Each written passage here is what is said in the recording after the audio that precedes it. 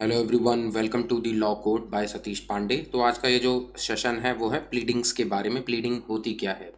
तो pleading basically foundation होती है सिविल केस का। जो भी सिविल केस है उसका जो फाउंडेशन होता है वो होता है प्लीडिंग्स। प्लीडिंग्स होती क्या है? मटेरियल फैक्ट्स होते हैं केस के बारे में। मतलब मान लो एक पर्सन ए है और बी है। जो ए कंप्लेन कर रहा है, बी उसका डिफेंडेंट है। अब जो भी उस केस के मटेरियल फैक्ट्स होंगे वो प्लीडिंग्स कहलाएंगे। ये क्लियर एंड कंसाइज होने चाहिए।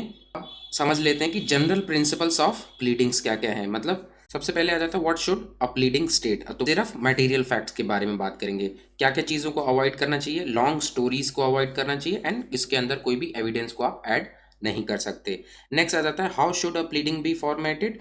तो शॉर्ट फॉर्म में होना चाहिए, नंबर्ड पैराग्राफ में होना चाहिए, मतलब paragraph 1 2 3 and so on, with dates and numbers in words and figures.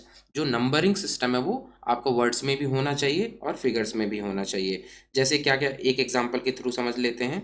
On 5 March 2020 the defendant borrowed ₹1 lakh from the plaintiff. इसमें हम लोग डिटेल्स में नहीं गए, सिर्फ ब्रीफ में हमने जो केस के बारे में है उसे बता दिया।